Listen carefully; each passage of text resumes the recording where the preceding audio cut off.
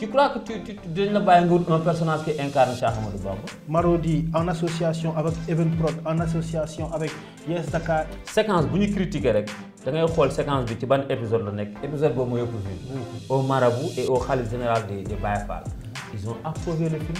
yow nga xëy rek nga ne nañ ko dàq. C'est parce que tu ne comprends absolument rien du tout. Non, l'explication moom mooy ñiy porte plainte du ñu am fu ñu koy teg dafa mel ni kon ñun lu ñuy dund ci société bi dañ ko teg ci suñuy aada ak suñuy cosaan. Entre les maisons de production dañuy dóorante ay missile souterrain quoi. day am nit dañ mën na former boppam parce que neexu ko xam nit du réussir lu ko neexu. Silence, ça tourne.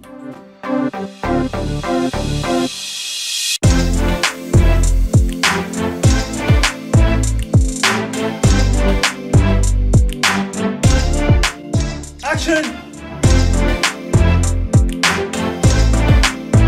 Assalamu alaikum, chers spectateurs de Sky TV. Nous sommes dans Sky TV, la chaîne de diffusion de votre maison de production Twin Studio Production. Nous recevons sur ce plateau Malick Sow, alias Lopez, de la série Pod et Marichou. Première question. Pour vous, c'est quoi un acteur? Waaw, question bu am solo la nga poser parce que un acteur da nga koy xoolee comme une autorité dans ce pays. Pourquoi autorité? Parce que day nekk idole pour certains, day nekk royukaay ci société bi. Soo nekkee acteur, soo indi la définition du mot, c'est quelqu'un qui interprète le rôle d'un personnage dans un téléfilm ou dans un film. C'est ça un acteur. Maintenant su demee nag ba interpréter benn mbir mi dootul nekkati rek moom mais day nekk koo xamante ni dans la société viam day changer, son comportement day changer, day nekk un citoyen modèle maanaam lu bëri li mu doon def dans sa société avant qu'il devienne acteur dafay soppeeku. C'est ça un acteur. Donc day am rôle bu bëri, rôle sensibilisation, rôle yeete, rôle d'éducation, rôle d'orientation. Donc li nekk ci moom day posé wu, c'est-à-dire c'est comme ñu ne un député ou un ministre de la République du am droit def yenn yi. Ok. Alors aujourd'hui acteurs yi bari nañ. On va commencer d'abord par le recrutement des acteurs. Les castings. Il y a plein de personnes yu bëgg nekk. yu bëgg dem def casting nekk acteur. Qu'est-ce que ça t'inspire? Qu'est-ce que ça te bon sentiment la lay jox? waaw sentiment bi mu may jox moom mooy le cinéma sénégalais avance parce que autant amuñu woon loolu. da ngay gis actuellement les maisons de production bëri nañ. ku ci nekk yaa ngi essayer def benn produit jox ko benn télé di ko dawal soo amul télé sax nga créer sa benn chaîne YouTube di ko fa dawal.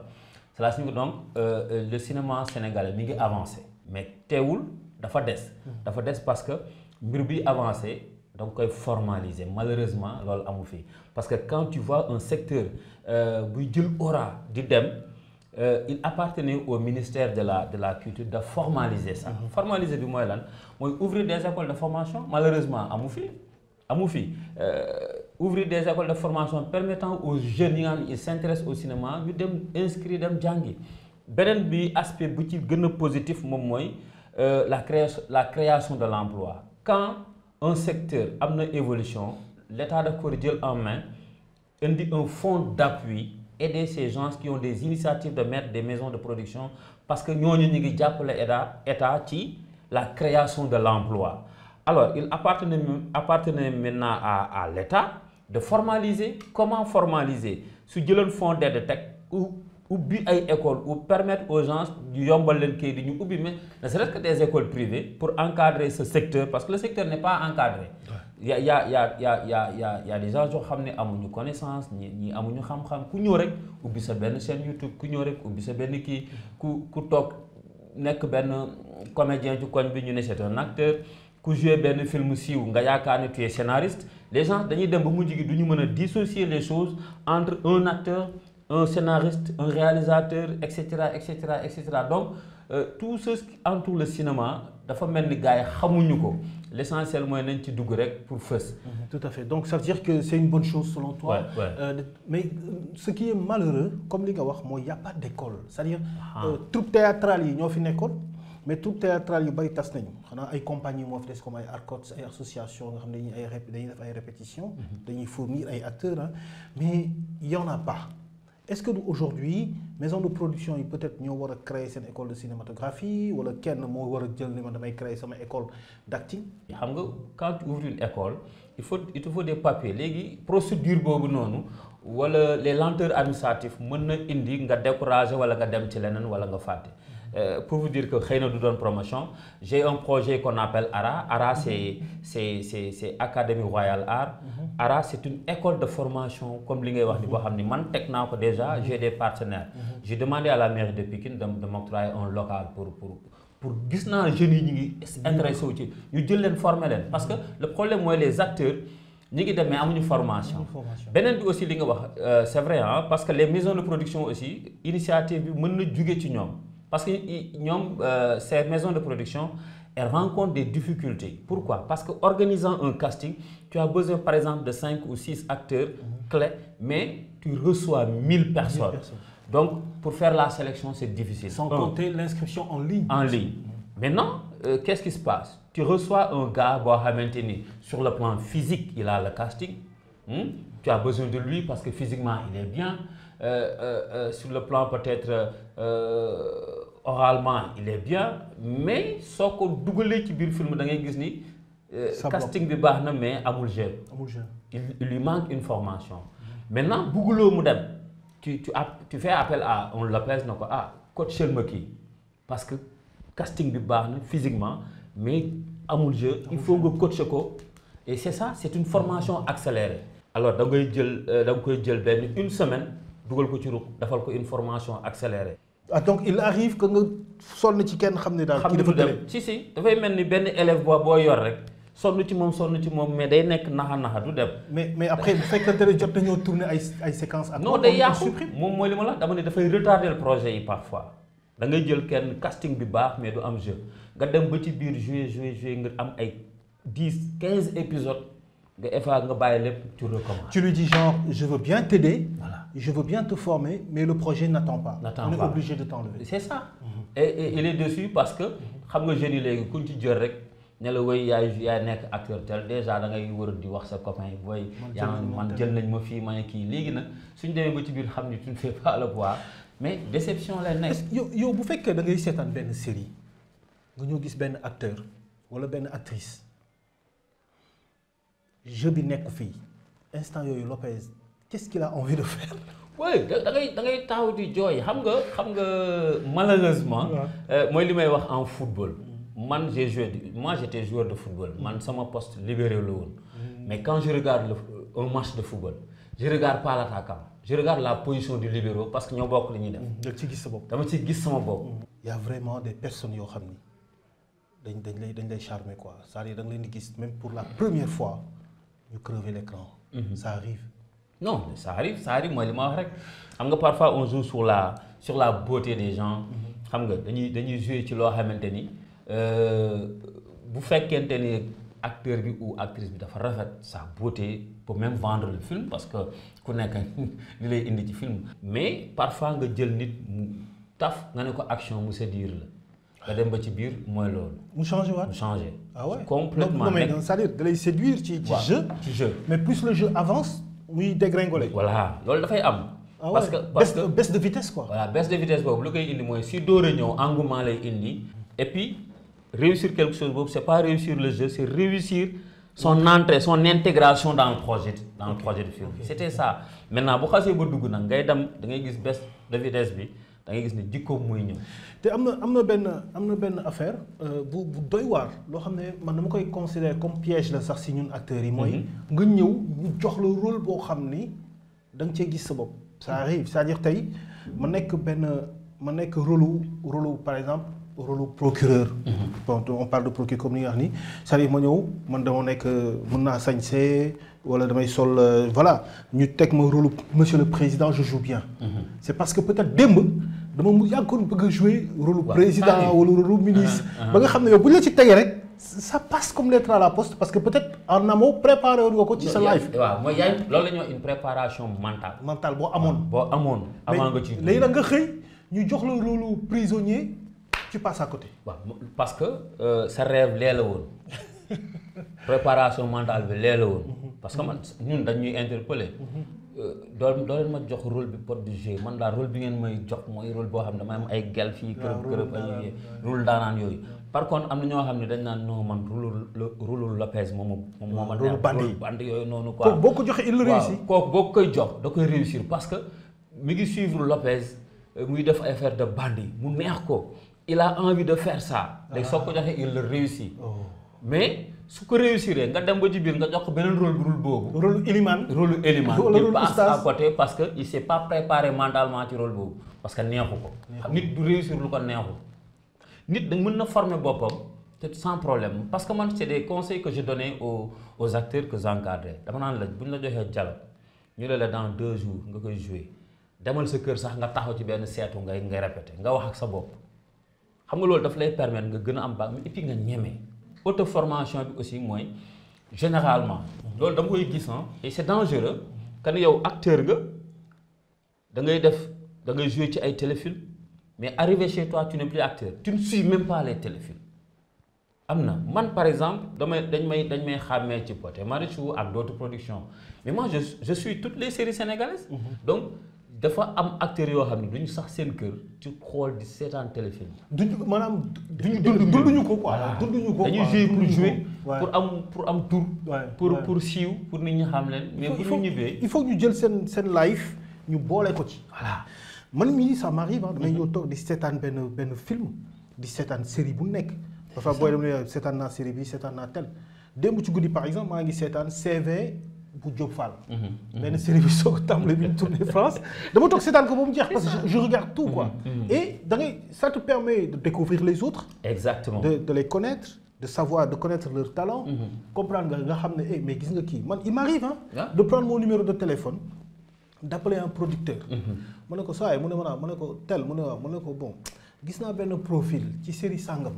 wala benn série boo xamante sax peut-être sax xamuñu ko mais kooku am na place ci yow. Bon, parce que da nga ko suivre. ma ne ko non kii moom elle a sa place ou bien il a sa place à tes côtés. parce que da nga ko suivre. c'est-à-dire nit lu muy dund da koy topp maanaam soo nee man dama bëgg cinéma dafa war a bokk ci sa dund. munoo toog 2-3 jours wala une semaine te seetaanoo benn série. c'est comme un footballeur qui ne suit pas des matchs de football. yow lan tey nga gis ne tey par exemple télévision yi war nañ ko mën a def collaboration. bu xam ni bon maison de production yi dinañ ci gis seen bopp. loolu c'est très important comme question. xam nga malheureusement nos télévisions seen ligne éditoriale dañu xaw a doyadil cinéma pour dire vrai loolu sama remarque bopp la et ça c'est personnel sama xalaatu bopp la suñu télévision yi boo xoolee seen programme dafa mel ni boolewuñ ci loolu tey jii boo gisee série yi di dem ci yenn télé yi sax parce que c'est pas parce que il participe à la promotion du cinéma sénégalais aspect commercial bi aspect économique bi sponsor yi ñu ciy am. publicité yi looloo tax. parce que da ngay gis benn partie scène bu def benn film de qualité yóbbu ko ci benn télé lu mu lay njëkk a wax pour mu diffuser ko lan la lay njëkk a wax. da lay daal sponsor au moins 2 pour démarrer la diffusion xam nga kooku participer wul ci la promotion du cinéma sénégalais. bon maintenant su fekkente ne maison de production yi man dama ciy sànni seen part de responsabilité comment parce que ñoom it aussi dafa mel ni ay avocats ou ay enseignants ou ay policiers benn corps la benn secteur ngeen bokk li ngeen di def li gën moom mooy ngeen am benn entente ngeen am aussi yéen it télé yi ni ñu koy defee parce que télé ñoon rôle li ñuy def ngeen ni ñun aussi bala ñuy yóbbatu ci suñu série ci télévision yi il nous faut lii ak lii ak lii ak lii ak lii mais loolu amul ils ont créé genre benn concurrence boo xam ne concurrence sax du ñàkk ci ay entreprises. mais la concurrence au Sénégal sur les entreprises d'audiovisuel c'est une concurrence malsaine malheureusement. concurrence malsaine. en quoi faisant. oui. comment. je vous donne un exemple tey jii am na ay faits yoo xam ne da koy day dëggal li may wax da ngay gis ci les internautes bu benn produit bu Marodi dawee da ngay gis ay commentaires yoo xam ne da nga naan ñii dafa mel ni ay nit ñoo leen yónni pour ñu te lool ay enquêtes révélé na loolu lu bari. am na ay enquêtes yoo xam ne par exemple bu Marodi defee benn film day am ay commentaires yi mooy la ay commentaires négatifs. yuy yàq wala nga dawal benn film gars yi ñëw di commenter di négativement de telle sorte qu'ils demandent même à la CNRA de couper ou de censurer xam nga yooyu yëpp c'est des choses yoo xamante ni concurrence moo ko indi. mais ça arrive à d'autres télévisions aussi. non ñëpp la ñëpp. En fait j'ai pris un exemple mais c'est valable pour tout le monde quoi c'est valable pour tout le monde mais loolu baaxul dans la mesure où su fekkente ni yow tu es maison de production. kii am na maison de production yàlla def na moom moo nekk au sommet. mais est-ce que du aussi tamit internautes yi ñoom ñoo joxe seen propre avis indépendant. non man li ma lay wax ni dama ci am ay preuves. tu penses que par exemple dafa am genre entre les maisons de production dañuy dóorante ay missile souterrain quoi. day am gis nga li am ci terrain politique bi léegi dañ ko dugal même ci foofu noonu dans le monde du cinéma. c'est grave ça. non man li may wax ni am naa ci ay preuves yu leer nañ c'est-à-dire mënuma def ay révélations nii mais am naa ci ay preuves ñoo xamante ni ay nit a leen yónni ñu pour ñuy attaquer négativement benn maison de production. yooyu am na mais damay jàpp ni loolu baaxul quoi parce que l'objectif c'est quoi c'est pas d'être numéro 1 ou d'être numéro 2 pour man l'objectif c'est que je m'investis dans le monde du cinéma et que tu réussisses et quand je réussis je participe à la promotion du cinéma sénégalais. Maintenant, il y a les produits, etc. Maintenant, les scénarios. Des scénarios plus osés. Des scénarios très osés. En partant, par exemple, depuis le début, les New York depuis Pod et Marichou, Maîtresse d'un homme marié, Infidèle. Ouais. Tu vois, nous, tout dernièrement, on a eu tellement d'attaques négociées, tu vois. Des scénarios osés, quoi. C'est-à-dire, maintenant, on voit que l'écriture, il faut oser, mais aussi le jeu est osé. Et apparemment, il y a un blocage du côté du public. Le public tarde à comprendre. Oui. loolu moom la. te boo nekkoon àttekat diggante ñi koy def ak ñi koy seetaan. nga bëggoon nekk benn régulateur lan ngay wax. problème mooy public bi ñiy critiquer loolu seetlu leen ils ne sont pas du milieu beneen bi. c'est-à-dire. non maanaam koo xamante ni xamul cinéma mooy li ma doon wax. nekkul ci biir yëgul tinu nekkul ci biir yëngatuwu ci yëgul tinu mooy critiquer loolu. beneen bi soo xamee les normes du cinéma am na lu bëri loo xam ne doo ko critiquer parce que cinéma dafay relater des faits dans la société. benn ñaar wala mu indil la histoire un film boo xam ne da nga naan xool ne les histoire réelle la bu amoon. bu fekkente ne dañu la cinéma day génne les faits de la société li nit ñi li ñuy dund. léegi nga ni cinéma nañu xool suñu aada ak suñu cosaan xoolal ndax nit ñi ni ñuy dundee méngoo nag aada ak cosaan. dafa mel ni je donne un exemple dafa mel ni tey nga ne Biddéew ak Maîtresse d'un homme marié pour yow dañ la war a wan Biddéew ak Adja wala Juma. néegu sëy mais buñ la wan Maîtresse d'un homme marié buñ la wan Ñilaan de Infidèle wala keneen ak keneen quoi alors que ñooñu ces personnages yi ñuy incarné. mais du existé. lu existé la foofu laay waxee lu existé la xam nga boo jëlee au temps Daaray Kocc jamonoy tey da ngay gis jëkkër ak jabar ci sur scène mu naan la nijaay mais léegi demal dans les y a pas de nijaay. da ngay dégg nijaay yow sa jabar nijaay la non du ma wax nijaay. waaw papa chéri bébé. nijaay xew waaw yooyu lañuy c'est révolu man mus nañ ma invité ci benn plateau fekk juste c'était dans le cadre de problème bi fi amoon ci Maîtresse d'un homme marié. ñu invité benn religieux du ma tudd turam bien sûr. c'est un religieux mu toog ma toog mu may jox ay exemple ñi maam yi doon dundee lii nii dafay attaquer suñuy mœurs et cetera baaxul dugg na fi jaar nañu wax ma ne ko avant ñun suñu série yi la télévision nationale dañ daan dem di jënd ay série di ko teg ngeen di gis série tubaab yi ñiy fóonante nga toog ci sa salon di ko seetaan te loolu bokkul suñu culture. donc man li may wax y a l'idéal c'est-à-dire ce que les gens ont envie de voir. et ce qu'ils vivent en réalité. exactement ñoom dañuy bëgg nga wan leen li ñuy bëgg di gis n'est-ce pas. mais pas li ñuy dund li ñuy dund mais da ngay xool seen góom en fait. voilà xam nga Maîtresse d'un homme marié dafa génnee nit ku am jabar. di doxaan. am na fi amul jëkkër di topp jëkkëru jàmm. am na fi.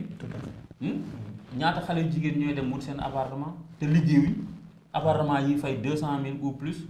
te liggéey ñu ku leen koy fayal lu am la. c'est-à-dire nous man j'ai l'impression que ñoom bu ñuy di critiquer ak di attaquer. naan dañuy yàq merci yi ñoom man j'ai l'impression que ils nous accusent d'être en fait les instigateurs de certains comportements c'est-à-dire te bu ñu wanee jigéen bu nekk ci appartement am di recevoir ay góor day mel ni ñun ñoo lay wax leen ne xool leen li dem leen ngeen def ko. c'est comme ñu ñëw créer loolu ba gars yi di ko commencer. mooy mauvaise compréhension bi public bi am man mus naa ko wax nee naa le problème au Sénégal avec le cinéma c'est parce qu'on n'a pas encore un bon public mais ñun suñu public critiquer saaga lañ gën a mën que booster les gens te xamuñu ni pour jouer investissement la. Aussi dañuy porter plainte c'est-à-dire gars yi dañuy dem di porter plainte mais ce que j'ai remarqué mooy aucune plainte n'a abouti. Quelle est l'explication? Non, l'explication moom mooy ñiy porter plainte du ñu am fu ñu koy teg parce que tu ne peux pas avoir yow benn série de 50 épisodes ou de 45 épisodes nga sepp ci benn épisode ci biir épisode boobu nga sepp ci benn séquence nga ni ci benn séquence boobu nañ censurer tout ce film tout le film. yàq emploi yëpp. yàq emploi yëpp xamul ni ñoom xamuñu ne projet la derrière le projet il y a les cadreurs des jeunes monteurs des jeunes preneurs de son des scripteurs etc. des réalisateurs des partenaires yu investir des acteurs qui gagnent leur vie à travers ça yow nga xëy rek nga ne nañ ko dagg c'est parce que tu ne comprends absolument rien du tout. da ngay jékki-jékki rek tu participes à la promotion de cette séquence de cet épisode. c'est-à-dire ñi nga xam ne ñooy reprendre sax di offusquer wu ci séquence boobu. waaw xamuñu ne YouTube ay vues lay fay. ay vues lay fay. donc yow boo offusqué woo ci benn séquence Sénégal bi yëpp dañuy daw xool yi. dem xool on va aller voir de quoi il s'agit. voilà lan lay wax léegi épisode boobu ça va encore rapporter plus d'argent. plus de vues parce que yow boo defee une sortie nga ni waaw séquence telle nii baaxul mais man seetaanu ma woon sax épisode bi nan laay def. damay dem dañu ko kumpo. damay dem dugg YouTube xool mais diw mi lan lay wax léegi man sama moroom def noonu keneen def noonu. plus que gars yi di ko xool plus que épisode bi di am ay vues te xoolal loolu du ay fenn lu ñu gis la séquence bu ñu critiquer rek da ngay xool séquence bi ci ban épisode la nekk épisode boobu moo yëpp vue parce que yow léegi démarche bi nga doon def da nga gën a yokk affaire ngay far yàq. mën naa jouer benn Lopez bu nekk ak jabaram ci biir néegam mais est-ce que dinaa leen wane ñu def taatu neen est-ce que du man dinaa leen wane ñuy fóonante généralement soo dégg ñaan ñi ngi wane ñaar nit ñuy fóonante c'est l'intention qu'on parle. ak ni ñu ko monté. ak montage ba mais ñoom du ñu comprendre loolu. beneen bi aussi moom mooy su fekkente ne ñun dañu jël la religion la culture islamique bu ko dugal ci suñuy film dañuy def erreur parce que dundeewuñu noonu. film boo xamante ne tey par exemple nga teg benn série boo xam ne ñëpp a ngi julli ci biir. chaque séquence nga wane kuy julli. chaque séquence nga wane ko muuru chaque séquence ñëpp a ngi muuru ci biir série bi. attends on va s'endormir. léegi dafa mel ni yow série bi c'est genre un message pour dire aux gens dem leen muuru ji. waaw tout à fait. waaye alors que ñëpp bokk ñu religion. te mën nga nekk sax dans la religion musulmane te doo muur. vous comprenez donc affaire bi loolu la man dama gis ni dañuy jël sunu culture sunu aada sunu cosaan adapté ko ak les normes du cinéma ñu joué ko tey jii boo nee Lopez yow defal taatu neen ma filmé la xam nga Lopez du ko def. soo ma nar a solloo caleçon moo kii du ma ko def. mais am na nu may interpréter rôle bi yow sa xel dina xam ne lii la. les Nigériens les Burkinabés ils vendent leur culture. dañ koy internationaliser par contre nous Sénégalais on est conservateurs de nos cultures. tey ce qu'ils ne comprennent pas c'est que tey nga tourner benn film boo xam ne tu parles de l'époque des ancêtres. moo gën a cher foofu que nga tourner benn film ci époque contemporaine. te li nga bëgg doo ko am. parce que fële tey boo doon filmer ku yor jamput boo ko ne andil yëre jamput dana na aw ma yaay dem ñawi jamput yaay dem tabaxi ay néegu ñax yaay dem uti ay mbaam yaay dem uti ay nag yaay dem construire benn village boo xam ne existé tul dafa mel ni tey ñu waroon tourner ñu ne maam li ñu doon def ñu ok Marodi en association avec Evenprod en association avec Yes Dakar et cetera Pikine yi ñoom ñëpp booloo nañ seen doole pour tourner la série Les Femmes de Nder. mais ça va coûter extrêmement cher parce que ça va pas se tourner à Dakar. dinañ construire un village. dinañ tabax ay néegu ñax. defar ay costume dinañ def costume. et puis c'est ça. ça coûte cher. beneen bi tey jii non seulement day difficile. mais supposons tey jii benn Pathé Sène am un film qui parle du bois sacré en Casamance. Vous croyez qu'on va te laisser filmer le bois sacré? non. parce qu'on est conservateur de ces valeurs-là culturelles. duñ la ko bàyyi nga def ko. tey jii boo doon jouer tey jii un film sur la vie de Cheikh Ahmadou Bamba. tu crois que dañ la bàyyi nga wut un personnage qui incarne Cheikh Ahmadou Bamba? duñ ko def. Et pourtant, aux États-Unis, dans les autres pays, ils risquent d'incarner le rôle de Jésus-Christ, par exemple. Mais dans les pays arabes, ils incarnent le rôle d'un prophète, du jouer film. Ils ont interprété. Mais avec l'association Santé à la secrétaire général, quand on avait écrit une pièce théâtrale, c'était théâtre sur planche, la vie et l'œuvre de Cheikh Ibrahima Fall. On l'a joué au Grand Théâtre, on l'a joué au Sorano, joué partout, on a présenté le film au marabout et au khalife général de Baye Fall. Ils ont approuvé le film, mais le problème c'est l'interprétation de Mme Cheikh Ibrahima Fall. Ça, ils aiment le projet, mais qui va le faire? Qui va le faire? On ne peut pas accepter que quelqu'un le représente. On a essayé, mais narration sur scène, théâtre sur scène, narration mais il n'apparaît jamais. Mais il n'apparaît pas. Xam nga lolou tamit dafa nek lo blocage la. Blocage. Donc mënuñu dugg ci sunu maam yi liñ doon dund alors que ça demande des moyens, ça demande de l'investissement. C'est-à-dire c'est quasi impossible de retracer la vie des ancêtres comme nous l'avons dit parce qu'on n'a pas les moyens, on n'a pas l'autorisation, on a presque rien quoi. Tay ji ñu bari faté won nañ les anciens. Tay ji téléfilm yi mo leen revaloriser waat. Il y a des Ndiaye, je le redis. Il y a Lamine Ndiaye, Moustapha Diop, ouais. etc. Wow. En 2019, vraiment, il a cartonné. Même qui vient maîtresse d'un homme marié, papa et yaay ñom biram. Yaay ñom biram moy Mariam Niang. Mariam Niang, waaw. Mariam, gis nga. On a fait ben ITV, néna xamulon sax fu Marodi. Non, xamuko. Bi mi doore ñoo mari du falam fek. Falam fek.